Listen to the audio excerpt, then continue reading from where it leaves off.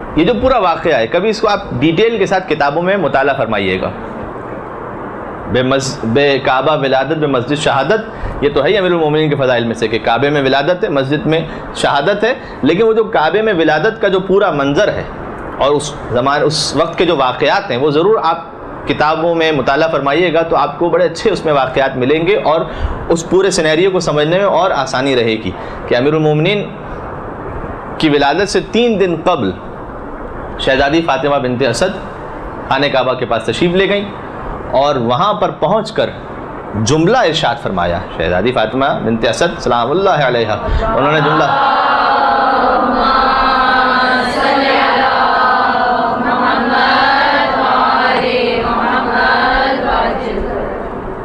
ارشاد فرمایا کہ پروردگار میں تجھ پر ایمان لائی اور تیری کتابوں پر ایمان لائی اور تیرے رسولوں پر ایمان لائی. جناب فاطمہ بنت اسد پھر فرمایا کہ پروردگار تجھے اس بیت کا واسطہ، اس کے معمار حضرت ابراہیم علیہ السلام کا واسطہ اور اس مولود کا واسطہ جو میرے شکم میں ہے میری مشکل کو آسان فرما دے.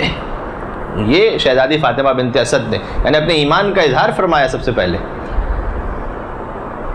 اس شبے کو دور کرنے کے لیے کہ بعض لوگ وہ ہوں گے کہ جو میرے شوہر ابو طالب علیہ السلام کو نعوذ باللہ کافر کہیں گے، تو انہیں سمجھ میں آ جائے کہ جب میں خانہ خدا کے پاس آئی ہوں تو سب سے پہلے تو میں نے اللہ کو واسطہ دیا ہے، خود اس کا واسطہ اور اس کے نبیوں کا واسطہ اور کتابوں کا واسطہ دے کر، یہ سمجھانے کے لیے کہ اگر وہ کافر ہوتے تو نعوذ باللہ میں مومنہ عورت ان کے ازدواج میں اور ان کے نکاح میں کیسے رہ سکتی تھی. لہذا اپنے ایمان کا بھی اعلان کیا اور بالواسطہ حضرت ابو طالب علیہ السلام کے بھی ایمان کا اعلان فرمایا، میری مشکل کو آسان فرما دے. دیکھیں کتنا خوبصورت واسطہ دیا، تجھے اس بیت کا واسطہ، ان کے تعمیر کرنے والے حضرت ابراہیم علیہ السلام کا واسطہ اور اس مولود کا واسطہ جو میرے شکم میں ہے. سمجھانا چاہتی تھی کہ اگر کوئی خانہ کعبہ کے پاس بھی کھڑا ہو ابراہیم کا واسطہ بھی دے دے تو اس کا وسیلہ اس وقت تک مکمل نہیں ہوتا جب تک علی بن ابی طالب کا واسطہ نہ دے دے. اس مولود کا واسطہ جو میرے شکم میں میری مشکل کو آسان فرما. اور اس وقت دیوار کعبہ شق ہوتی ہے، بالکل اس کے اپوزٹ سائڈ جو اس وقت باب رحمت موجود ہے بالکل اس کے دوسری طرف کا یہ واقعہ ہے. یعنی آپ حجر اسود سے انشاءاللہ وہاں تشریف لے جائیں، پروردگار نصیب فرمائے سب کو. جب وہاں طواف کرنا شروع کریں حجر اسود آپ کے لیفٹ سائڈ پر ہوگا، حجر اسود آپ کے لیفٹ سائڈ پر ہوگا اور جیسے ہی آپ کا طواف شروع ہوگا تو باب رحمت آ جائے گا پہلی ہی دیوار، اور باب رحمت سے بالکل برعکس دوسری طرف وہ ہے مقام شق. تو خاص امیر المومنین کے لیے دروازہ بنا، دیوار شق ہوئی، شہزادی اندر تشریف لے گئیں اور دیوار بند ہو گئی. اچھا پڑھنے میں اور سننے میں واقعہ ہے بس، لیکن اس میں کتنے مضمرات پوشیدہ ہیں آپ غور فرمائیے گا. سب سے پہلے تو ایسے موقع پر ایک خاتون کا اپنے گھر سے باہر آنا، واضح ہم بالکل قریب ہو، ایک خاتون کا اپنے گھر سے باہر آنا اور کہیں اور نہ جانا، سیدھا خانہ خدا جانا اور وہاں اپنے شکم اطہر کو مس کر کے خانہ خدا سے یہ دعا پڑھنا اور پھر دیوار کعبہ کا شق ہونا اور وہ مقام کے جہاں پر دروازہ نہیں ہے اس جگہ سے شق ہونا. اور اس موقع پر عام طور پر تو یہ جو فیلنگز ہوتی ہیں خواتین کی، جو فیلنگز ہوتی ہیں، پرچھائی سے بھی بسا اوقات ڈر محسوس ہوتا ہے، ہر چھوٹی چھوٹی چیز سے ڈر محسوس ہوتا ہے کہ کہیں خدا نہ خواستہ کچھ نہ ہو جائے. ٹھیک ہے، ذرا سی کوئی آواز ہو جائے. اب آپ تصور کیجئے کہ ایک دیوار ویسی ہو سامنے سے شق ہو رہی ہو تو خاتون کے اچھا کوئی جو مرد کھڑا ہوا ہو وہ وہاں سے فرار کر جائے گا.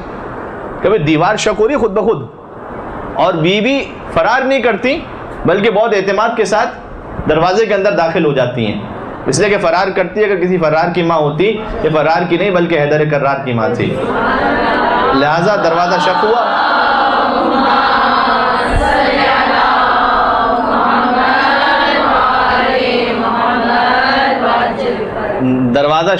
دیوار شق ہوئی اور بی بی اندر تشریف لے گئیں اس فکر کے بغیر کہ اندر میں جا رہی ہوں، اس حالت میں اندر کون میری مدد کو آئے گا، یہ دیوار پھر سے بند ہو گئی تو کیا ہوگا، میری اپنے کھانے پینے اور غذا کا کیا انتظام ہوگا، بچے کے لیے کیا انتظام ہوگا. بی بی مستقل براہ راست اندر تشریف لے گئیں اور جب اندر تشریف لے گئیں اور اس کے بعد وہ دیوار بند ہو گئی. 3 دن تک پورے مکہ میں خبر پھیل گئی اور لوگوں کا ہجوم تھا کہ بھئی یہ کیا ہو گیا. اچھا جو اصل دروازہ تھا اس کو کھولنے کی کوشش کی گئی، اس پہ قفل لگ گیا اور قفل کسی طریقے سے کھولنے کا نام نہ لے. کہ بھائی فاطمہ بنت اسد اندر تشریف لے گئی تو قفل کھولا تو جائے، اندر کیا ہو رہا ہے اندر، اور ایک خاتون جو اندر ہے. اچھا تعجب کی بات یہ ہے کہ سارا مکہ آ گیا، نہیں آتے تو ابو طالب علیہ السلام نہیں آتے. آپ کو کہیں کسی روایت میں نہیں ملے گا کہ ابو طالب بھی پریشان ہو کر آ گئے کہ میری زوجہ اندر چلی گئی ہیں، ایک ولادت متوقع ہے تو کیا میری زوجہ کا ہوگا، میرے بچے کا کیا ہوگا، وہ اطمینان سے گھر پر ہے. کیوں بھلا عقل اس الزام پہ حیران نہیں کہ کل ایمان کا پدر صاحب ایمان نہیں. اور محسن بانی اسلام اگر کافر ہے پھر تو اس دہر میں کوئی بھی مسلمان نہیں. تو اس وقت ابو طالب علیہ السلام تشریف نہیں لاتے. 3 دن تک سارا مکہ جمع ہو گیا، سارے مکے میں خبر پھیل گئی، اور 3 دن گزرنے کے بعد اسی مقام سے دیوار شق ہوتی ہے. شہزادی فاطمہ بنت اسد سلام اللہ علیہا باہر تشریف لاتی ہے، ہاتھ میں ایک نومولود بچہ موجود ہے. اس وقت بھی رسول اللہ تشریف لائے، ابو طالب تو اب تک نہیں آئے، اس لیے کہ وہ جانتے ہیں کہ میرا بیٹا جس اللہ کا نمائندہ ہے وہی اللہ اس کی حفاظت کرنے والا ہے، اور وہی ان کے رزق کا انتظام کرنے والا ہے. اللہ ہی نے جب انتظام کیا ہے تو پروردگار ہی اس کی ولادت کا انتظام بھی کرنے والا ہے. لہٰذا روایت میں ہے کہ حضرت مریم سلام اللہ علیہا تشریف لاتی ہیں اس وقت میں حضرت فاطمہ بنت اسد کی مدد کے لیے، اور بی بی سارہ تشریف لاتی ہیں اور بی بی حوا تشریف لاتی ہیں. یہ بزرگ ہستیاں تشریف لائیں جنہوں نے وہ انتظام فرمایا کہ شہزادی فاطمہ بنت اسد کی مدد فرمائی، اور خانہ خدا میں جو عبادت گاہ ہے وہ ولادت گاہ امیر المومنین کی قرار پایا. اور جب اچھا یہ جو ہے ظاہر ہے کہ اس میں پھر ایک الگ داستان ہے. مولا ابوالفضل عباس علیہ السلام کا وہ خطبہ جو کعبے کی چھت پر ارشاد فرمایا تھا، اس کا پہلا جملہ کیا تھا؟ 8 ذی الحج کو کعبے کی چھت پر جب سارے مسلمان حج کے لیے آ چکے ہیں دنیا کے علاقوں سے، اور بالکل پیک حج کا ٹائم ہے، اس وقت امام حسین علیہ السلام نے مکہ چھوڑ دیا، حج کو عمرے میں تبدیل کیا اور تشریف لے گئے، تاکہ سب کو پتہ چل سکے کہ حسین ابن علی پر وہ اس وقت مصائب ہیں، اور وہ اس وقت زمانہ ہے کہ وہ فرزند رسول کو حج کرنے کی بھی اجازت نہیں دی جا رہی.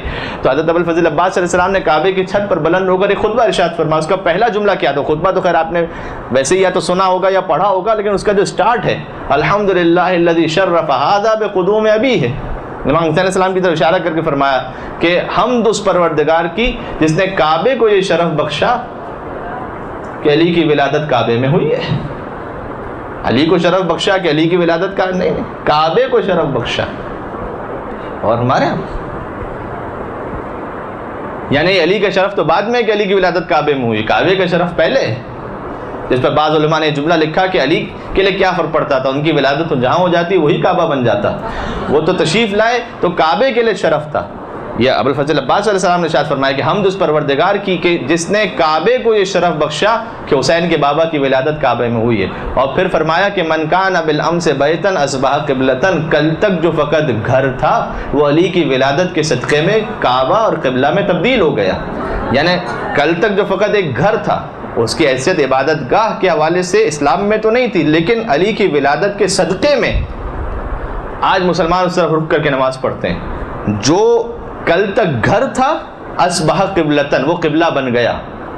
کیوں؟ علی کی ولادت کی وجہ سے. ابوالفضل عباس علیہ السلام کا جملہ ہے کعبے کی چھت پر. ذرا 13 رجب کی رات کے حالات تو دیکھو، یہ کس نے بت کدے کو قابل سجدہ بنا ڈالا. بت کدہ ہے نا وہ، یہ کس نے بت کدے کو قابل سجدہ بنا ڈالا، اور کہا ہے جس ابو طالب کو تم نے عمر بھر کافر، اسی کافر کی زوجہ نے اسے قبلہ بنا ڈالا. صلوات پر محمد و آل محمد.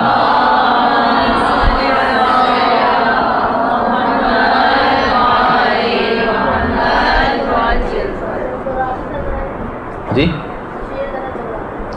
ذرا 13 رجب کی رات کے حالات تو دیکھو، یہ کس نے بت کدے کو قابل سجدہ بنا ڈالا. دیکھیں یہ شاعر کا اگر شعر خالی ہوتا تو اس کی اپنی حیثیت نہیں ہوتی، لیکن ابوالفضل عباس علیہ السلام کو جملے سے ملا کر جوڑیں تو پھر اس کی حیثیت بنے گی کہ انہوں نے فرمایا کہ من کان بالامس بیتن اصبح قبلتن، کل تک جو گھر تھا وہ آج قبلے میں بدل گیا. ذرا 13 رجب کی رات کے حالات تو دیکھو، یہ کس نے بت کدے کو قابل سجدہ بنا ڈالا، اور کہا ہے جس ابو طالب کو تم نے عمر بھر کافر، اسی کافر کی زوجہ نے اسے قبلہ بنا ڈالا.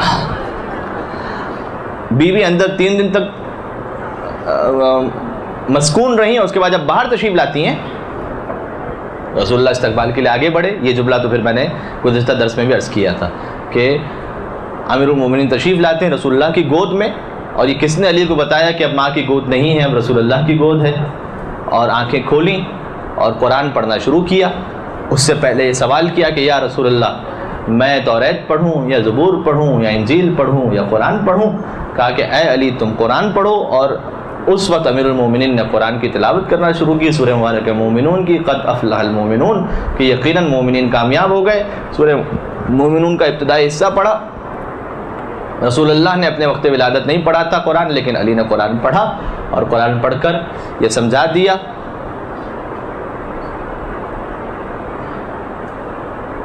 ہر شخص ہر ایک بات کو پاتا ہی نہیں تھا، ہر لفظ ہر ایک ذہن میں سماتا ہی نہیں تھا، اور قرآن سناتے بھی بھلا کس کو محمد، قرآن کسی اور کو آتا ہی نہیں تھا۔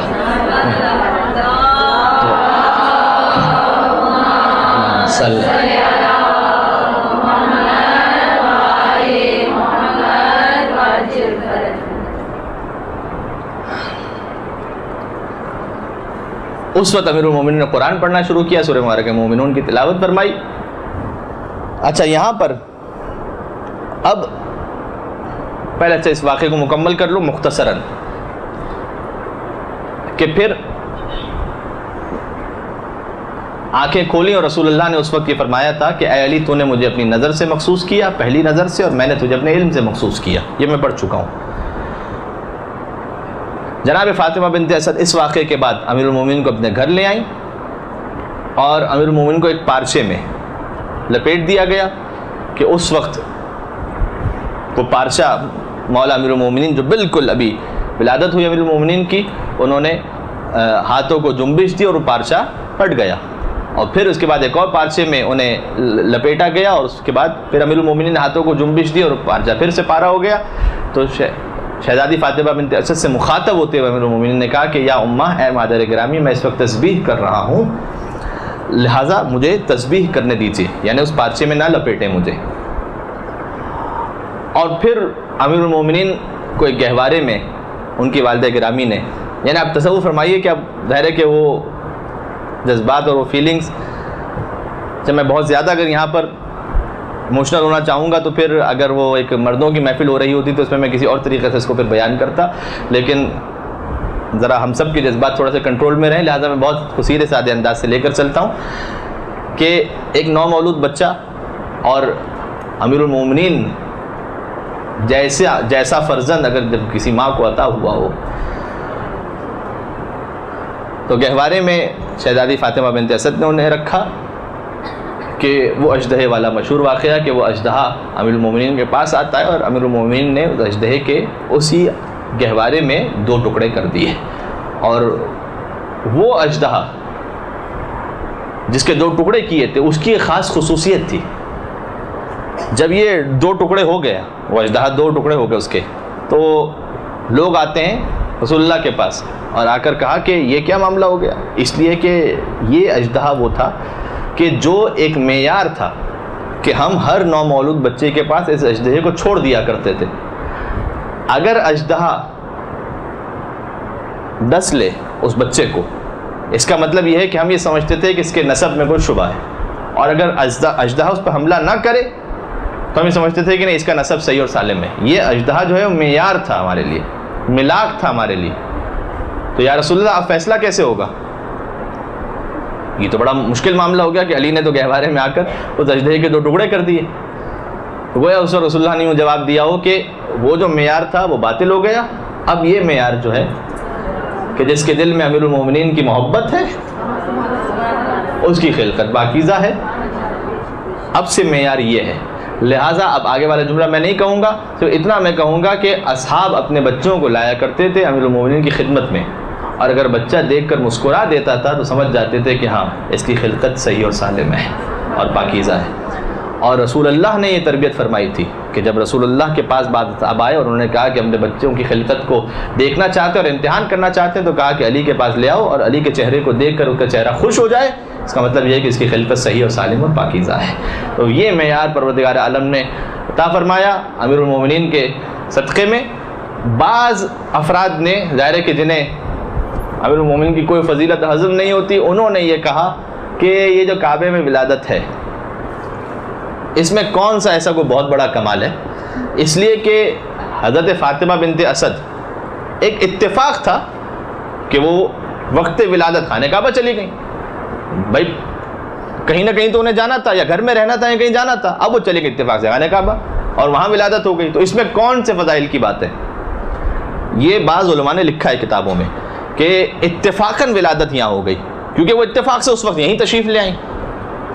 تو اس پر علامہ ذیشان الجواہری صاحب علیہ مقام انہوں نے پورا ایک تفصیلی جواب لکھا ہے اس کا کہ اگر یہ اتفاق ہی تھا تو کیا یہ بھی اتفاق تھا کہ وہ دیوار کعبہ کے پاس آتی اور آ کر دعا فرماتی کہ پروردگار تجھے اس مولود کا واسطہ کہ میری مشکل کو آسان فرماتے؟ اور کیا یہ بھی اتفاق تھا کہ دیوار کعبہ شق ہو جاتی؟ کیا یہ بھی اتفاق تھا کہ وہ دیوار میں شق ہونے کے بعد اندر تشریف لے جاتی؟ کیا یہ بھی اتفاق تھا کہ دیوار خود بخود بند ہو جاتی؟ کیا یہ بھی اتفاق تھا کہ 3 دن تک اندر رہتی، نہ ماں کو نقصان پہنچے نہ بچے کو نقصان پہنچے؟ کیا یہ بھی اتفاق ہے کہ 3 دن بعد دیوار کھلے اور فاطمہ بنت اسد اطمینان کے ساتھ باہر آئے؟ کیا یہ بھی اتفاق ہے کہ بچے کی آنکھیں بند ہیں اور جیسے ہی آغوش مادر سے آغوش رسالت میں آئے تو علی نے آنکھیں کھولیں اور قرآن پڑھنا شروع کیا؟ کیا یہ بھی اتفاق ہے کہ قرآن کی تلاوت میں سورہ مبارکہ مومنون کی تلاوت کرنا شروع کی اور فرمایا کہ قد افلح المومنون، یقیناً مومنین کامیاب ہو گئے، اور رسول اللہ نے دیکھ کر کہا کہ ہاں علی تیرے صدقے میں کامیاب ہو گئے؟ اگر یہ سارے ہی اتفاق ہیں، ذیشان جواری صاحب لکھتے ہیں اگر یہ سارے ہی اتفاق ہی ہو رہے ہیں تو کیا کہنا اس علی کا کہ جس کے اتفاق کی منزل دوسروں کے اختیار سے آگے بڑھ جائے؟ بھائی سارا ہی اگر اتفاق ہو رہا ہے تو دوسروں کا اختیار ہی اس مقام تک نہ پہنچ سکا جہاں علی کا اتفاق پہنچ گیا. تو اگر علی کے اتفاق کی منزل آ جائے تو عبادت گاہ علی کی ولادت گاہ بن جائے، اور اگر اختیار کی منزل آ جائے تو علی کی ایک ضربت ثقلین کی عبادت سے افضل ہو جائے. صلوات بر محمد و آل محمد.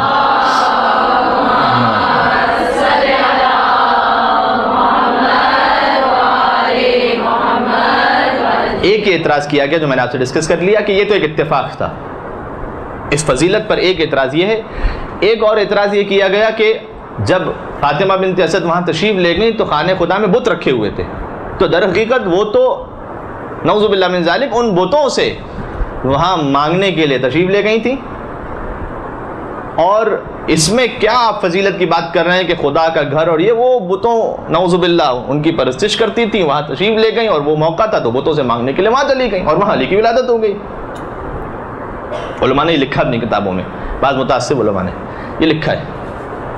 اس کا بھی جواب یوں دیا گیا کہ اگر اسے آپ مان لیں اس کا مطلب یہ ہے کہ چونکہ وہاں پر بت موجود تھے لہٰذا نعوذ باللہ من ذالک شہزادی فاطمہ بنت اسد ان کے ایمان میں ڈاؤٹ پیدا کیا جا رہا ہے اور شک پیدا کیا جا رہا ہے کہ شاید بتوں سے مانگنے گئی تھیں.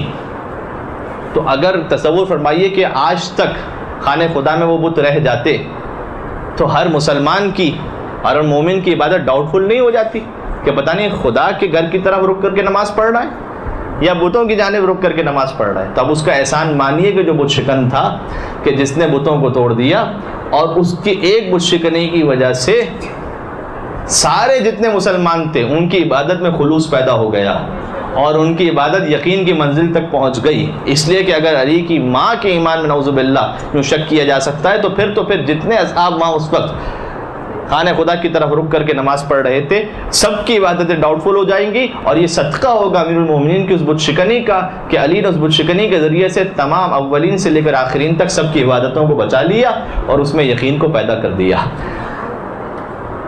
اچھا یہ ایک حد تک میں نے اس واقعے کو آپ کے سامنے گزارش کیا. جب تک علی کے درس سے درس نہ لیں تو ان فضائل کو سننا اور ان کا بیان کرنا اس کا جو حقیقی مقصد ہے وہ پورا نہیں ہو پائے گا. میں آپ سے گزارش کروں گا درس بھی ظاہر ہے کہ امیر المومنین کے مکتب سے کتنے حاصل کیے جا سکتے ہیں خود نہج البلاغہ کی صورت میں.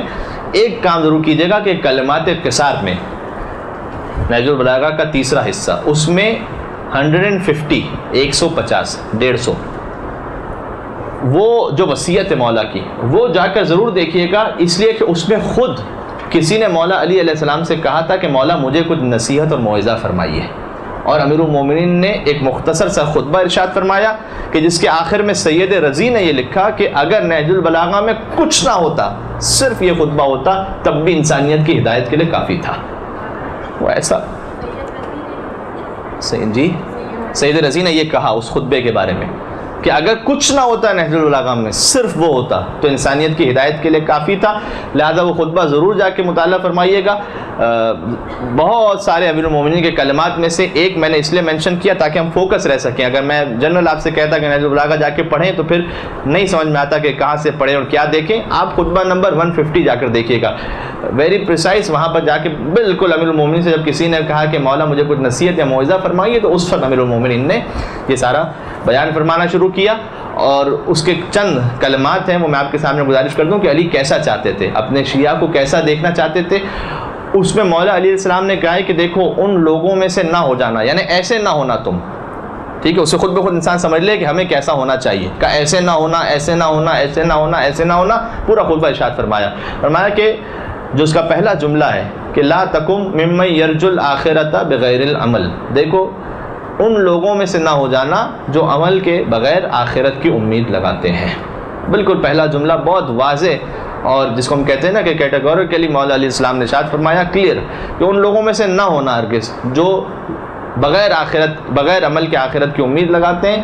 وَيُرَجِّ التَّوْبَةَ بِطُولِ الْعَمَلِ. ان لوگوں میں سے نہ ہو جانا کہ جو ان لوگوں میں سے نہ ہو جانا جو لمبی عمر کا بہانہ بنا کر توبہ کو ملتوی کر دیتے ہیں، ٹال دیتے ہیں. فوراً اگر گناہ ہو جائے فوراً توبہ کرنا.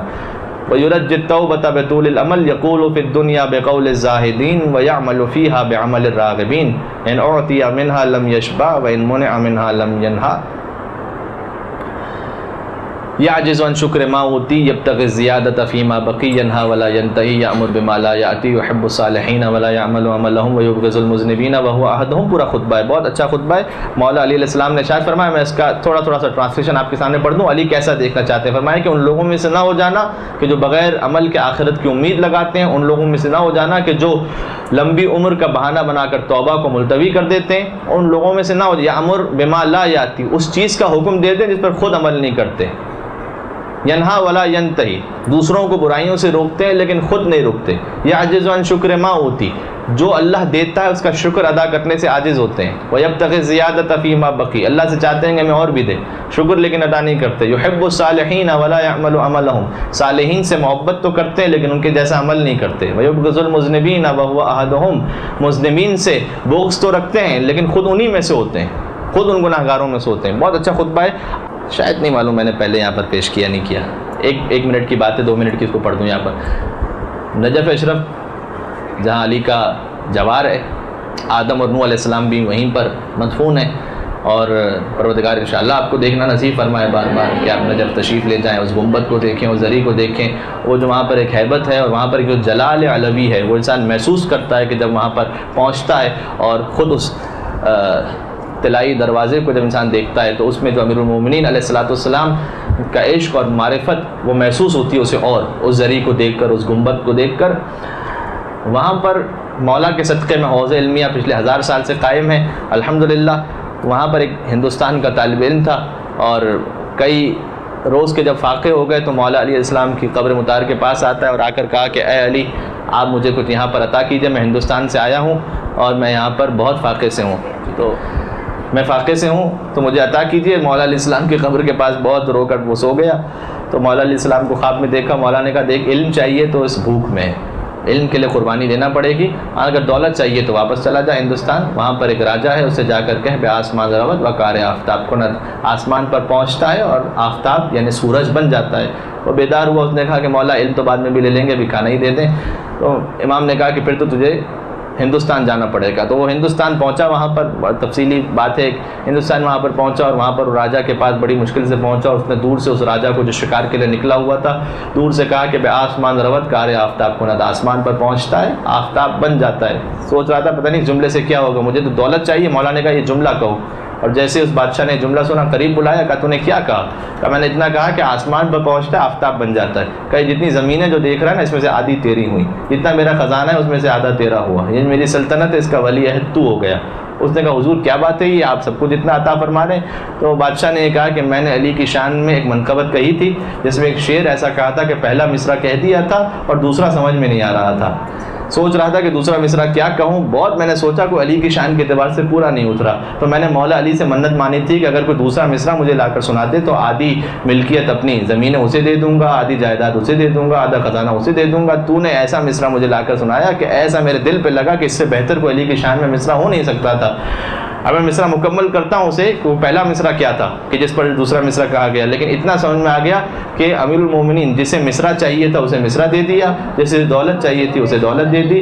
علی کا در وہ ہے جسے جو چاہیے ہوتا ہے وہ مل جاتا ہے۔ سوال یہ ہے کہ مجھے کیا چاہیے امیر المومنین کے در پر؟ چھوٹی چیز چاہیے تو چھوٹی مل جائے گی، بڑی چیز چاہیے تو بڑی بھی مل جائے گی۔ میرا ظرف کتنا ہے وہ تو سمندر وہاں پر موجود ہے۔